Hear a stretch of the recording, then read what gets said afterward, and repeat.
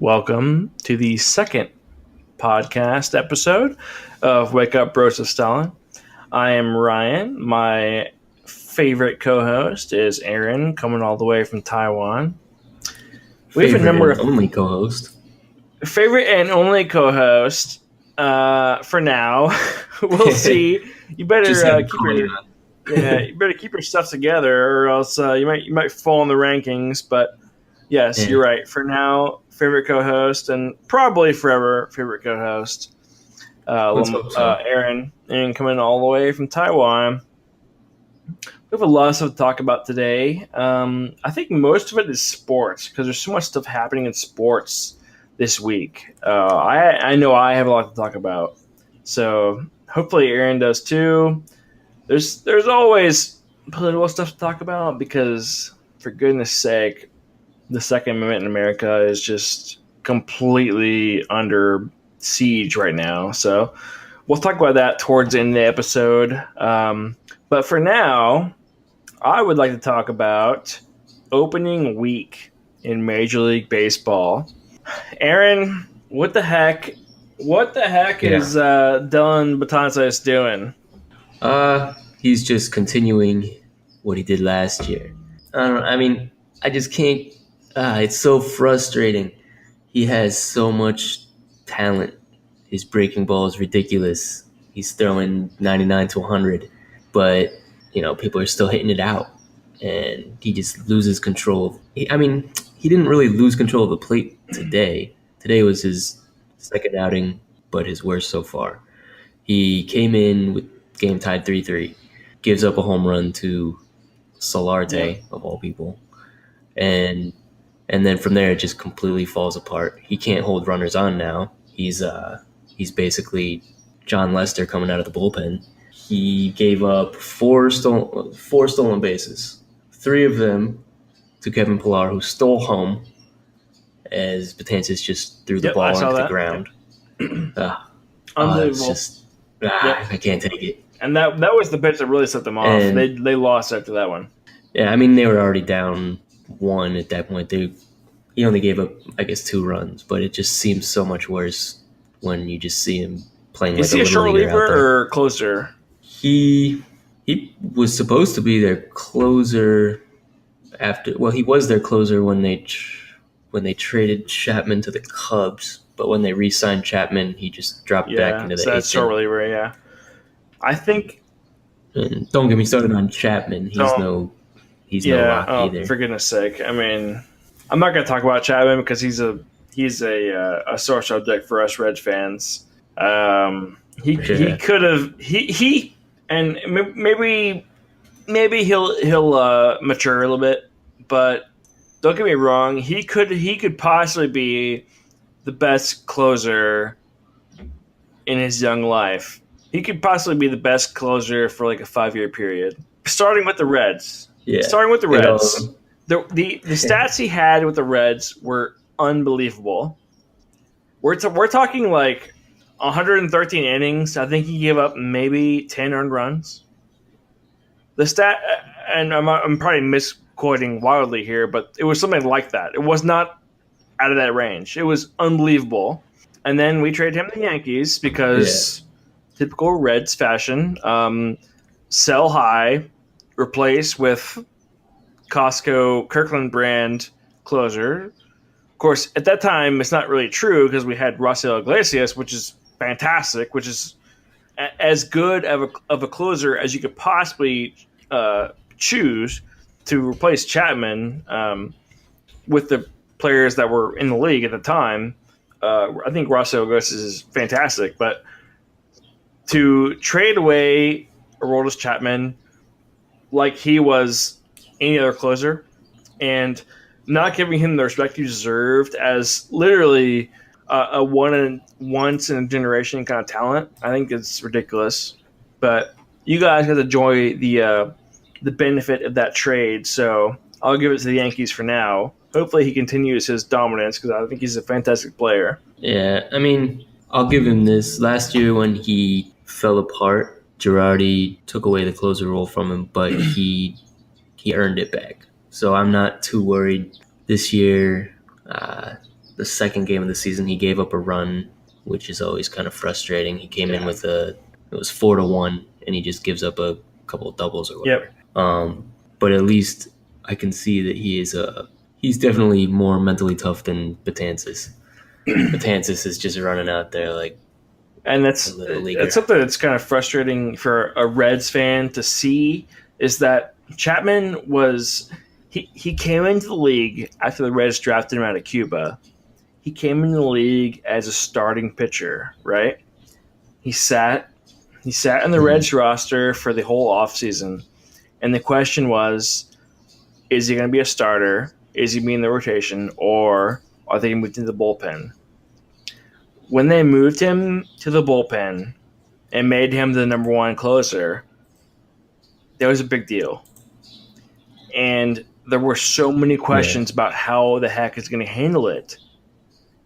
He's obviously a very erratic, very kind of not to use a political term, but flamboyant kind of player. He's very fiery in his nature, despite the fact that he can't really speak English. As evidenced by his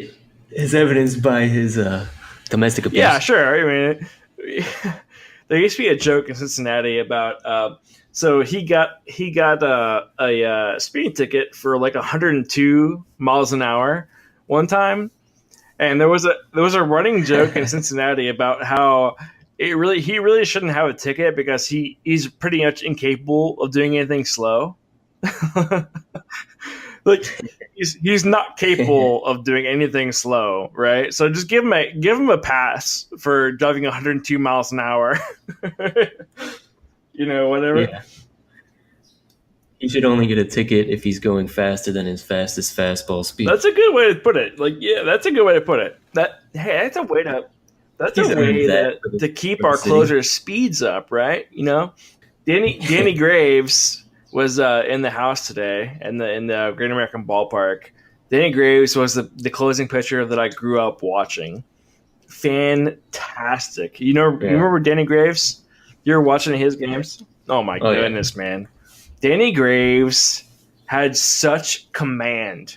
That was the greatest thing about him. It wasn't necessarily his actual pitches. It was the way he commanded the game. He came in after a short or long reliever or a short reliever, sometimes after the starter. I mean, after a starter pitches 8 innings, you got Danny Graves coming in afterwards, throwing 99, 100 miles an hour, 101 miles an hour. The command Danny Graves had was fantastic. And I always look forward to seeing a Reds lead going into the 9th inning, because I knew Danny Graves was going to walk out of that bullpen, and it was always a good show after that. Of course, those were after the Pete Harnisch years. Which, do you know anything about Pete Harnisch?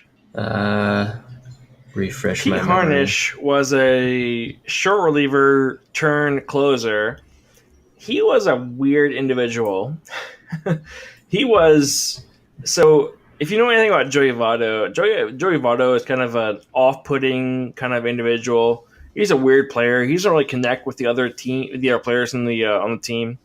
That's Canadian. Maybe that's it. Maybe it's a Canadian. I don't know. I've heard rumors that are less than savory about Joey Votto, which I won't hazard to mention here. But Pete Harnisch was, how do I say this? And this has been corroborated by multiple media outlets, including the highly respectable WLW 700 AM outlet here in Cincinnati, but they have reported that Pete Harnisch was highly unorthodox in his clubhouse manner, including the fact that on occasion he had been known to do nude runs around the field on days that he expected to pitch,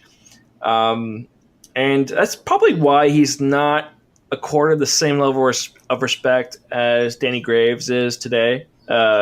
you don't hear about the Reds inviting Pete Harnish back to the stadium for a Reds museum tour. You know what I mean? Yeah, Yeah, just look just in look up case he Pete Harnish one flashes day. Pete everyone. Harnish was another guy I grew up. I mean, he kind of predates Danny Graves a little bit, but he was another guy that I grew up listening to on the radio as far as him playing, and he was an odd guy, and that's really as descriptive as I can be. Um, just based on the fact that most of the time in my childhood, I was listening to the games and not really watching them. They weren't as televised back then as they are now. Anyway, Yeah. we were going with that. We were talking about closing Well, pitchers, weren't we? yeah, just me being Yeah. So what pissed the at heck, man? Dylan He, Betances, he which, so he can't control the ball, yeah, and basically, right?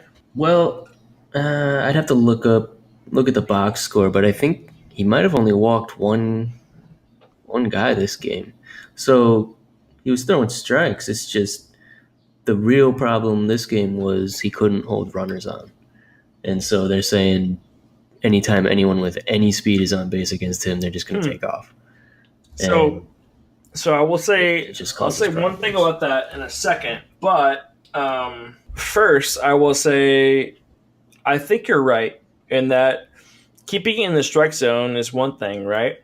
Well, you have to throw a Exactly. quality That's strike. what I You was going to can't say throw it down the next. middle. Like That's what I was going to say Chapman next. proves Yep. that you can throw Exactly. 102, Yep. but they're going to turn it around. It's you're absolutely right. I was going to say that control is part of the game, but it's not just throwing balls and strikes. It's locating pitches because Baton says It, hit yeah, the best pitchers get you to right swing at exactly. junk. I was going to tell my wife earlier today. She was asking me. So her cousin played minor league ball in Northern Virginia, and she was telling me that she would get her aunt her cousin's mother would get upset when the coach would tell her son to throw outside the strike zone. And I tried to explain to her that there's a lot of reasons, especially the higher you go in baseball. There's a lot of reasons to to intentionally throw outside of the strike zone. So, I mean, that's a extremely undervalued aspect to the game of baseball is the ability to control pitches outside the strike zone. I mean, I'm not a professional baseball player. I didn't play in college. I didn't play in minor leagues or anything like that. But I will tell you this: I played in high school, and I could tell you in high school. It was already extremely important to be able to control the ball outside the strike zone. There were so many batters that came up to the plate, and I was told by the coach before the game, hey, on this guy, you're going to throw letters high. Or on this guy, on second strike, you're going to throw at his chin. Something like that, you know what I mean? And that's the thing is when it comes to that point in the game, if you can't locate a pitch, hey, you get number 30 to the plate, you got two strikes on him, you get maybe 1 and 2, 2 and 2, you're going to throw open his chin, or if you miss, you're going to throw letters high outside, and he's going to crank it on you. Yeah, I mean, it's the difference between a waste pitch and a wasted pitch. Like if you're 0-2 on a batter, you don't throw a Yep. strike. You throw something Yep. that looks like a strike. Like you don't want to throw it too high, but you want to throw it It's a high burner. enough that You can throw a burner. he's not going to turn it around. My burner pitch was always low and outside, unless I had something more scripted. My burner pitch was low and outside, and usually I had a pretty wicked Yeah, I had a pretty wicked slider, and I don't want to brag at all, but my brother was 2 years younger than me. He played baseball also, and once in a while he'd get a game where he wasn't playing at the same time, and he could actually come to my game and watch me pitch. And he sat right behind the backstop once, and he might have been like eighth grade, ninth grade at the time, and he would run out with his friends behind the backstop, behind the dugouts, kind of just play with his friends, but hear what was going on, right? And Hmm. every game, for whatever reason, every game, the umpires would always, because it's a community league, the umpires were not necessarily professionals, but they kind of wanted to know what they could expect, right? So my dad was a pitching coach because he Yeah. pitched in high school.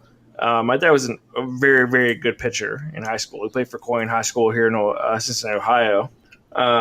My dad was essentially the de facto pitching coach for most of the teams that I was on growing up. But sometimes my dad would act as the head coach or whatever if he needed to be. And the coaches would always ask my dad um, if there was anything they could expect, anything special, any kind of weird junk balls that the pitchers would throw, the starting pitcher would throw. And for whatever reason, that game, my dad, I was pitching, I was starting that game, and the umpire asked my dad if there was anything weird that I would throw, any kind of weird junk ball that I would throw, and my dad said no, which was I was the captain for that game. My dad said no. I thought it was weird, and I asked him afterwards. We were walking back to the dugout. I asked my dad, I was like, "Why did you tell my dad a curveball?" And he was like, "Don't worry about it." I was like, okay, well, whatever. I'm just gonna throw it. I mean, I'm gonna work out my buddy Adam. Adam was the catcher at that time for me. I told my buddy Adam, I was like, dude, Adam, call a curveball whenever you think you need one. I think I got it ready. I can do it. It was actually more of a curve sinker. It was a sinker because it's more over the top than a normal fastball was. You know what I mean? So um, Yeah. later that game, um, we were down. We were down like maybe 3-0, right? I had given up a number of hits, and it was not pitching well that game. And so all of a sudden, Adam switches from locating fastballs to just asking me on first pitch to throw my junk, my curves and sinker, right? So Hmm. first he asked me for a curve high inside, right? Chin music. And that's really weird because my sinker, I'm Yeah. on a right hander, right? My curve, as a right hander, curves pretty significantly from high inside and a right hander to low outside. So I tried it. I threw it right where he was Yeah. aiming. Right. I swear to God, and I'm not bragging because my pitching career was not stellar. It was it was not fantastic. I was a pitcher for most of my baseball playing life, but I was by no means a fantastic pitcher. Anytime there's a better option, there was someone other than me on the plate or on the mound. I can guarantee you that. But that game, my curveball was absolutely dynamic. It was unbelievable. It would not. I don't know what I was doing, what kind of baseball I had, what kind of spit was on there. Not my spit, but someone else's spit maybe. The ball, the ball would not break until it was 3 feet from the plate. I had people ducking out of there because they thought it was going to straight for the head. It was fantastic, and It's yeah, it was Oh my goodness, my dad a great actually. feeling. That's funny. There were so many. I was throwing it. I was anytime I had a right-handed batter up there, I would throw my junk right at their head, and would dive into the strike zone at the last minute. Meanwhile, they're bailing out of there like they're going to hit in the face. And I was laughing. I was laughing in the man. Like, honestly, looking back at that, I Yeah. was a total asshole, a total douchebag. But those guys, I had these batters bailing out of the batter's box. Meanwhile, the ball is ending up right in the catcher's mitt, right in the middle of the strike zone. My brother was telling me after the game to circle back around. My brother, who was behind the backstop and running around behind the visitors' dugout, people were saying, "What the heck?" I thought this guy didn't have a curveball, right? Because back in the day, being able to throw a curveball was kind of a big deal. Yeah, I'm talking about ninth grade, 10th grade, whatever, 11th grade, or whatever. Having the ability to throw a curveball was kind of a big deal, especially one that broke strongly in a late breaking curveball. yeah. It's usually just a little Right, exactly. tiny little Yeah. bump through the I strike mean, zone. I've seen weird pitches, man. I've seen pitches that broke halfway between the plate and the mound, right? But it's those late breakers that are the key. So, for whatever reason, that Yeah, day I had a really strong late breaking curve, and it was very effective. We ended up winning that game, I think 4-3. After I discovered that my curve was effective, I started using it on first pitch. I started using it the entire game. Kind of like curving a ball in bowling. Once you once you kind of figure out that oh yeah. you can manage a certain degree of curve on a bowling ball. I hear it. Yeah, it's You hear my getting cat? on spoon or something, man. Yeah, that's all right. Has What's his name? joined the Garbage. It's podcast. garbage, right? I'm sorry. Yeah, it's Tutu, 2-2. named after 22. a That's right. 22 gun rifle. Speaking of two, I watched a video today of Jeter's last uh, in season at bat. Yeah, his last at bat on in Oh, his season. last at bat. Did they make the playoffs that year? I can't remember. Yeah. No. No, it was. Uh, They knew it was his last at bat because they weren't making the playoffs. So I mean, it was Right. cool. He walked the game off in his last at bat, but Fantastic. yeah. I mean, I'm the biggest Jeter fan ever, but towards the end, I started to realize, man, he is a bit overrated. So But let still, me Hall of Famer, first ballot. put it to you this way. I'm a Reds fan. I come from a long line of Reds fans. And so obviously, in my mind, Pete Rose, of course, is the penultimate hitting machine, right? But also, Pete Rose played for a super long time. And I know that you and I have had this conversation before that per game played, Jeter and Pete Rose, there's really no contest. Jeter is absolutely the best hitter of the two, the better hitter of the two, right? Well, hits wise, I mean, if you start looking at like run production and extra base hits, I don't know what the comparison between those two would be, but I know you'd rather have Right. like Sure. Miguel Sure. Cabrera than Derek Jeter.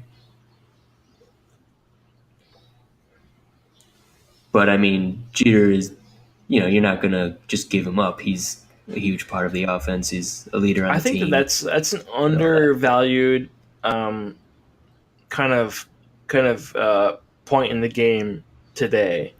I don't think there's enough value placed on field leaders, right? Pete Rose came from a day and age where players were the managers. I mean, Pete Rose was a player manager for a part of his career for the Reds. That was a thing. That was an actual thing, right? Of course. Yeah, Well, which also I mean, got him it was in a trouble. $200 bet for the Reds, but don't get me started on that because we'll talk about that all night. Yeah, you should be able. I mean, you should be allowed to bet on yourself. Like, there if you bet against there's yourself, absolutely obviously, no then evidence that you're he bet gone against forever. himself. Zero. But of course, betting for yourself against yourself, whatever it is, betting on baseball is crazy. But it seems like every single day, it Yeah, seems it's like the every dumbest single thing ever. day as a manager, you're gonna bet you're pretty much betting for yourself, right? Because heck, if you lose 90 games, you're losing, right? You lost your job. I mean, you should lose your job. So you're always Yeah. kind of betting for yourself as a manager, but I don't know. The rules said otherwise, so let the rules be the rules. Where I find the problem with that is that people like Barry Bonds, who was pumping up on all kinds of illegal crap, A Rod, which I don't know how you feel A Rod, but A Rod, I think that he I was. despise that guy. I think He he was a ruined years fantastic with the baseball Yankees player for me. when he played for the Rangers. I think when he went to the Yankees, he turned into a gigantic a hole. Yeah. I mean, he handled his steroid controversy terribly. They were all denying it at first, and then proven wrong. Proven Yeah, it was proven that they were lying, so they just looked terrible. I don't know who was advising them to probably. just Yeah, deny it. Probably the players' union or something. it But was sad. because I mean, I'm sure there are a lot of players we don't know about that we Yep, were still respect that Mark were using stuff. McGuire. I I'm mean, we sure, knew what Mark McGuire was and it doing. would Yeah, suck to there's find so out. many. Yeah, Well, we know he was into basically stuff. any guy who We was. know I mean, Sammy heck, Sosa before they was. started testing in the 70s, 80s, how many of those guys do you think were actually using? You know? I think a lot of them were on coke, like using Yeah, cocaine I too, mean, which I is an imagine advantage. You're so, huh? hyper focused. Coked out of my mind. No wonder Ted Williams can see the stitches on the balls. Right? Yeah, not anymore. Oh man. Yeah. I mean, I don't know if I'm guessing Adderall is a Oh banned yeah, it substance is for the actually. MLB. Well, actually, you No. know what? I don't know. I know it is for the NFL because Kyle Huber, who is a punter for the Bengals, Kyle Huber actually got banned for a game because he tested positive for Adderall, but he had a prescription for it for ADHD for his entire life. Like, yeah, Yeah, those little kickers also they have AD. yeah. Like I mean, they just seem like children who need Kevin Huber is a ADHD or who unique have is a ADHD unique need some Adderall. individual. So Kevin Huber grew up in Catholic school in Cincinnati. He went to Saint McNicholas. We call it Saint McNick. Saint McNicholas. Yes, McNicholas, the patron saint of I what's have his no idea, face, Conor but McGregor. it's super Irish. It But sounds in super Irish or Cincinnati, something. we call it Saint McNick. Kyle Huber played for Saint McNick in high school, and he went to UC College in Cincinnati here. And then he was drafted by the Bengals as a punter in I think 2012, maybe something like that. Not too long ago, maybe 4 or 5 years ago. Anyway, as we are speaking, Villanova is up 50-34 with 17 minutes left in the second quarter, or second half rather. Make that 52-34. I That I game's pretty expected much over. Villanova to win this game, but I thought it'd be kind of be a close game. Honestly, I didn't expect Kansas to get past Villanova or get past Duke rather. But I mean I knew Villanova was going to be in the championship. I think the bracket we filled out for the podcast, I believe I picked Villanova versus UVA in the championship, which we all know how the UVA game turned out in the first round. Yeah, that was sad. I mean, I know nothing about. I don't follow college basketball until it comes Right. March, and then I just kind of pick based on Yeah. feeling Sure. or numbers beside their name, or who I'm Sure. like, I would prefer this team win. I mean, I picked what Wichita State I to win the national championship just for fun. I mean, think I think they were I a think four seed. there's a fair I'm amount not exactly of sure. like historical bias when it comes to picking March Madness teams. There should be honestly because Oh yeah, some teams do better than others, just historically speaking. Like Duke typically does really well, right? yeah. I don't know. It just depends on which bracket you're filling out. Since you can fill out as many as you want, you just Yep. kind of pick one for fun and pick one based on what you think Yep. is going to do, what I you think is actually going to happen. I'm trying to pull up our brackets to see who's Oh doing man, better. I cannot I'm imagine. sure you are. I picked so many Let's bad see. teams this year. I have mine. I It's picked a not bunch showing yours though. of uh, Oh, wait, group. I picked a bunch of big upsets, but I did not pick the right upsets. I might have picked a Looks like couple, but not all of you're them. beating me by 20 points Really? right now, Wow. which means you should be winning the whole thing. Probably right at this point. I mean, I think I had Villanova in the Final Four, right, and maybe Kansas, maybe Duke, one or the other. I definitely did not have Michigan or Loyola Chicago in the Final Four, so I know that's wrong. I kind of knew Chicago or Michigan go far, but not really this far. I, yeah, my national championship game was Gonzaga. Wait, no, I can't read this thing. It was Gonzaga versus Wichita State. Whoever wins this game is going to win the championship. I can tell you that for sure. Whoever Well, I wins, might just root for whoever Michigan. wins Kansas Villanova is going to beat Michigan. I can guarantee you that much. I'll just root for the lowest seed. I think. Well, So I guess it's that's gonna going be to be Michigan. Michigan, Yeah, right? I can guarantee you that Yeah. either Kansas or Villanova beats Michigan. I think they're both better teams in Michigan. I think Michigan's front court is inferior to both of these teams, and I think that will be the deciding factor. Because I want to say Michigan's backcourt will be pretty much equitable or inferior to either Kansas or Villanova's backcourt. I think the front court will. So Loyola Chicago, they have a fantastic front court. I think that Cameron Quickguard, or whatever his name is, I think he's fantastic. I think he'll be. I think he's a sophomore, possibly. I think he'll be great next year. He's slightly undersized, slightly.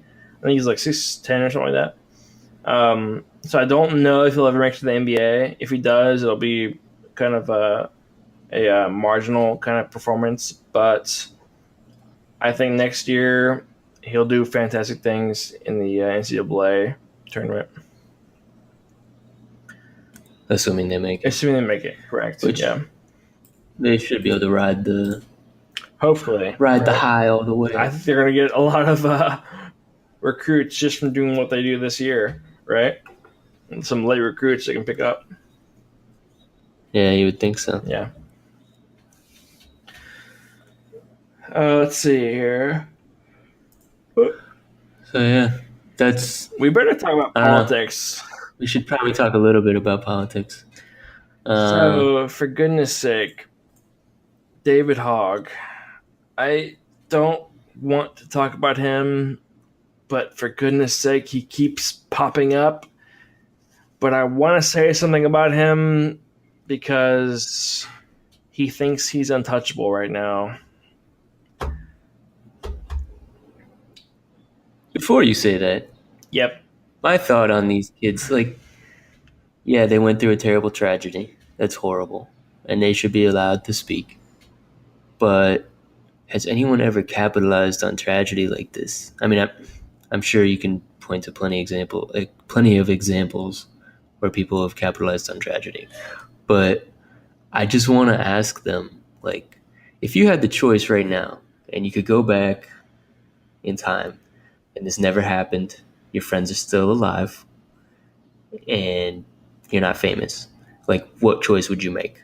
Because I guarantee you, every single one of them inside is like kind of happy it happened. They'll never admit it. They might not even understand that feeling, but inside they are happy it happened because it's the best thing that ever happened to them in their whole life. They're gonna ride that to success for the rest of their life. Absolutely. Yep. And like, I don't say that out of spite. No. We're all, it's just, but it's just kind of like, There are several material factors that point to the truth of your statement. One of which is the fact that David Hogg was rejected by 4 major public universities in the last year. 4. And I want to report, Uh-huh. so Ben Shapiro reported this first.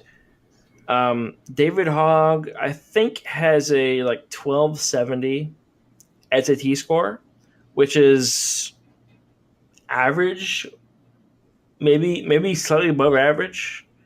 Um, and for the schools for which he was applying, that is either right at their marginal average or slightly below their average, their composite average for accepted students, right?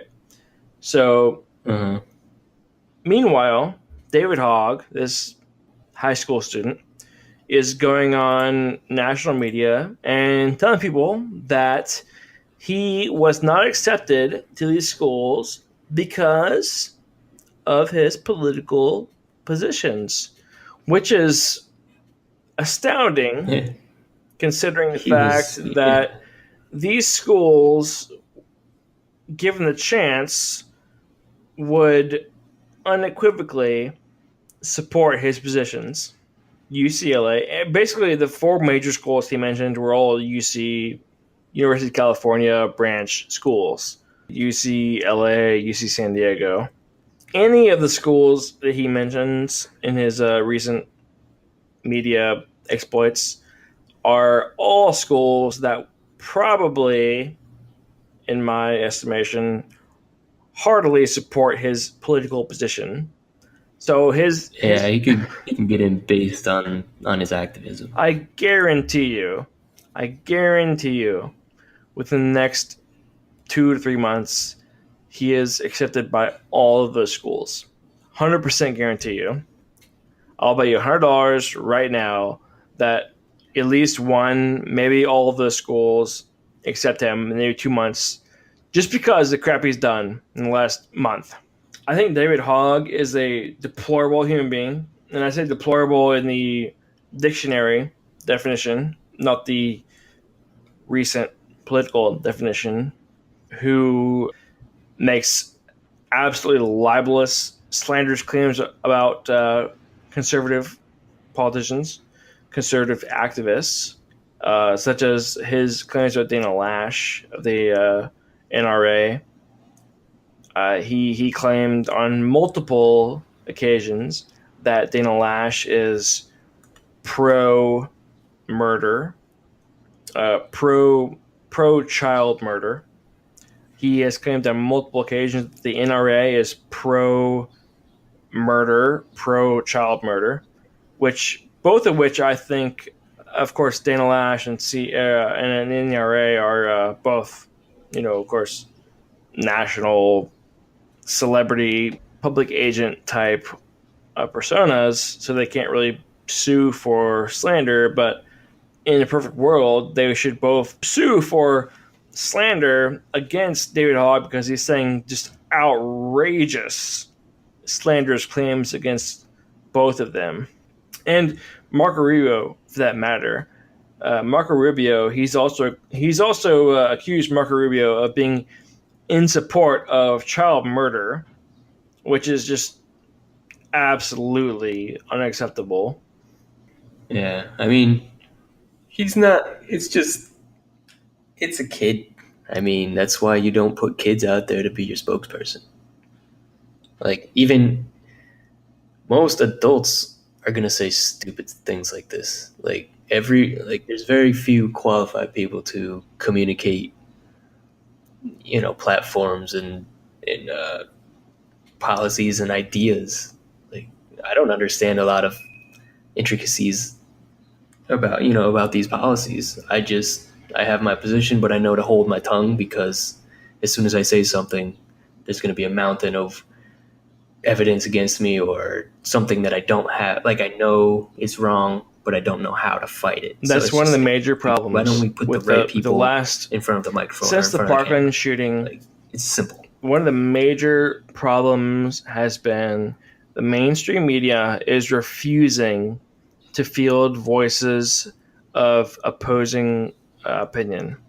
They are only fielding the opinions of activists, student activists like David Hogg and what's her name, Emma Gonzalez.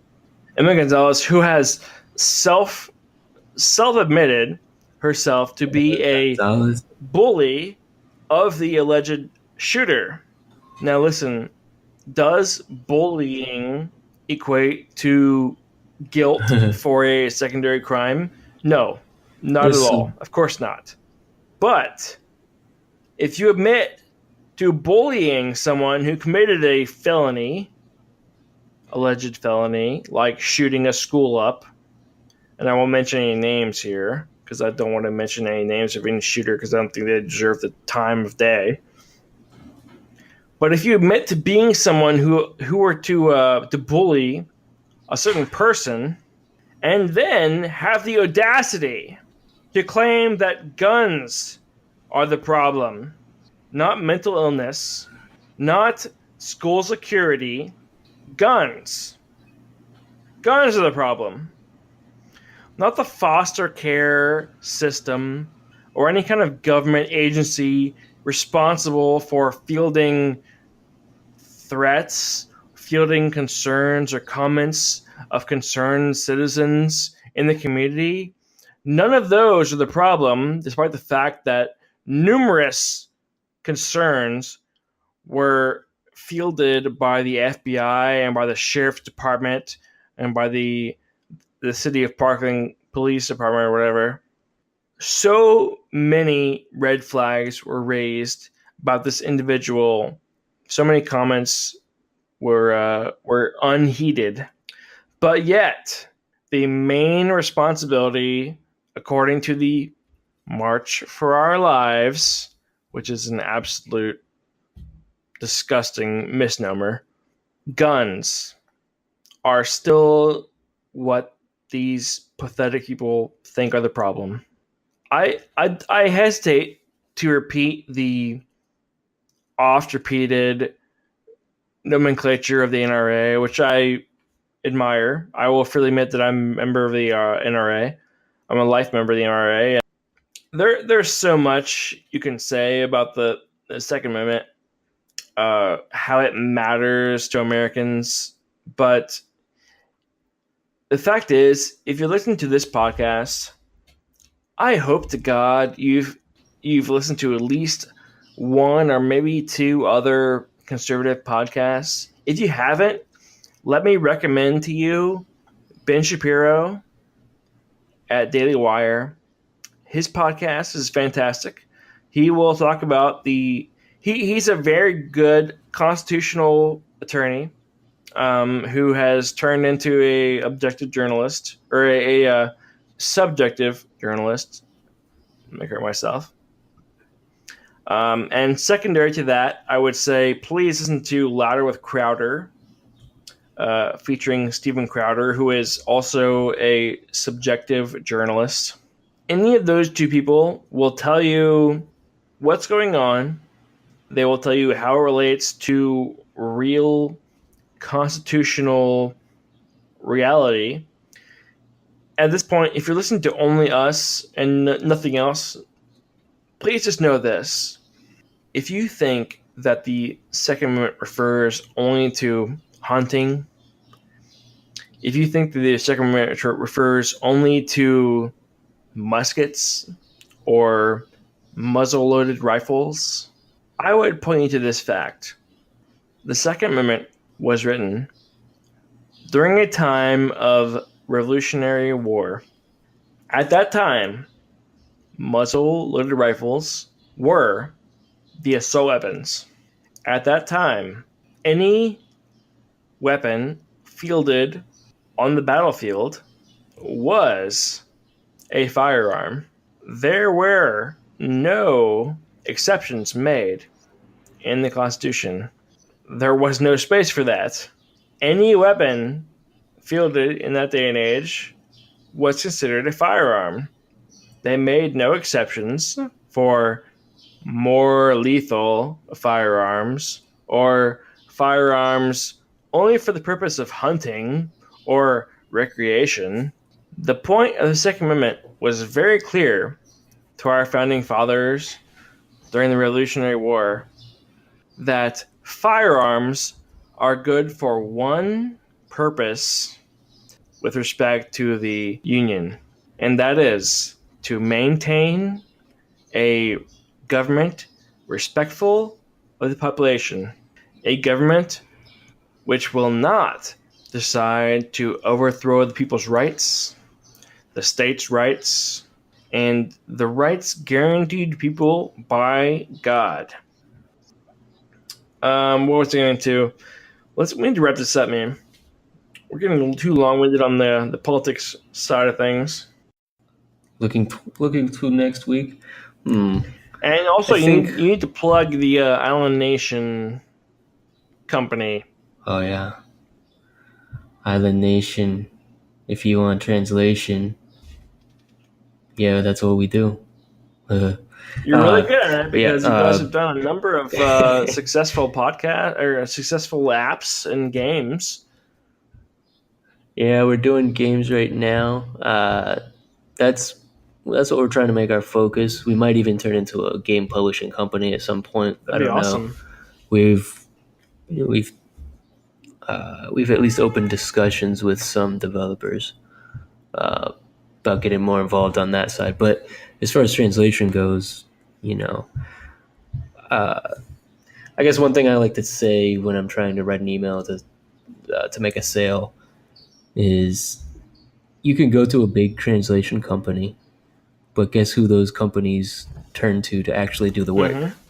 Freelancers and people like us. We actually do work for large translation companies. I won't mention any because I'm on non-disclosure agreements, but what happens is they just turn around and use freelancers. So you may as well cut out the middleman, come directly to There us. you go. Yeah. And you get better quality. Perfect. All in Nation for all your digital or manuscript translation needs. They must be good That is because they're right. still around. Yeah. It's supporting 3 adults and 1 baby child. There you go. So on another media type terms, please check out Wake Up Brosef Stalin at facebook.com. We would appreciate your likes, your feedback, anything you think belongs in the podcast, doesn't belong in the podcast. Let us know what you like. Let us know what you don't like. We're always looking for stuff to talk about, stuff to not talk about, maybe. Yeah, give us ideas. Yeah. You know, We want to know. We're here for you. We're obviously here for still you. working it out. Let us know what you want to hear, what you don't want to hear, because honestly, Aaron and I could talk all day about politics. We could talk all day about baseball, but we're here. We're only doing this for you guys. So whatever you guys want to hear, please let us know, because we want to do this for you. We want to make this enjoyable for you. So let us know on Facebook, at Twitter, at Woke Bro Stalin on Twitter. It's at WOKEBROSTALIN on Twitter. And on Facebook, it's Wake Up Brosef Stalin. Of course, always check us out on our WordPress blog, which is, what was it, Aaron? It's Wake Up Brosef Stalin.wordpress.com. Is that right? WakeUpBrosefStalin.wordpress.com, probably. Or you can just search Wake Up Brosef Stalin, it'll probably come up. That'll work also. Yeah, keep supporting this because I want to buy a Ferrari with my podcast money. Yes, please. I would love to buy. We both want to buy foreign cars. Aaron probably wants to buy an American car, and I would love to buy a Italian car with my podcast earnings, which so far have been nothing. So let's get that rolling, guys. Come on. Want the hip hop life? What's our Patreon number Patreon or is not account? live yet because we Not still have live to yet. discuss. We have to discuss what kind of rewards we can give because we kind of want recurring rewards because it's Right. when you donate, you're donating like signing up to donate monthly, so a Okay. one time reward's not enough. But So, in other words, please look forward to seeing our Patreon account and possibly a Twitch stream in the upcoming months, yes, potentially. I assume that'll be me playing video games. I don't think Aaron plays many video games. We'll see. that could be actually a great channel, just non gamer getting angry at games. But Hey, it could be you and I. I'll play games. You make fun of me while playing games because heck, I'm pretty terrible at WoW. I'm pretty awful. Like it's unbelievably bad how bad I am at WoW. that's So it actually a could great be idea. I play WoW and you make fun of me how bad I am because I die constantly. That's a great idea. Yeah, let's do that. Great All things in right, the let's future. let's get out of here before we do too much more time. Uh, heck, let's watch some Reds games. Try to watch some Reds games this week, dude. Oh, that was one thing I was gonna bring up at the beginning. We need to Yeah, make a bet right now. If the Yankees and Reds play in the World Series, which they won't, but yeah. if they happen to, we Who have will to. win if the Yankees and Reds play in the World Series? I will take Well, the Reds. at that point, it's a crapshoot. But I'll take the Reds. If the Reds make the World Series, then obviously something magical has happened. Which or like like something team planes have been shot out of the sky, and they're the something only ones left. something like Airbud esque has happened, or Angels in the outfield. yeah, Angels in the outfield, something like that has happened. In order for the Reds to make the playoffs this year, much less the World Series. So if they make the World Series, I'll take the Reds all day long because obviously, at that point, Jesus has returned and has decided to join the Reds rotation as the second guy. So we'll Yeah, find out it's somewhere out there in the multiverse that this because happens. Luis Castillo at this point is basically a fifth string bullpen guy, but we'll talk about that later. Yeah. Anyways, I was gonna say if they ever play each other in the World Series, we are definitely live streaming that game. It'll Oh probably be yeah, far enough in the future we oh can yeah, just go to the game and live stream at that point. that's But sure, no problem. We'll do that. we'll figure it out. All right, guys, been fantastic. We'll talk next week. Let us know on our first social media, and we'll talk to you soon. Anything else, Aaron? Nothing else. Zaijian from All right. Taiwan. Signing out from Cincinnati. Peace.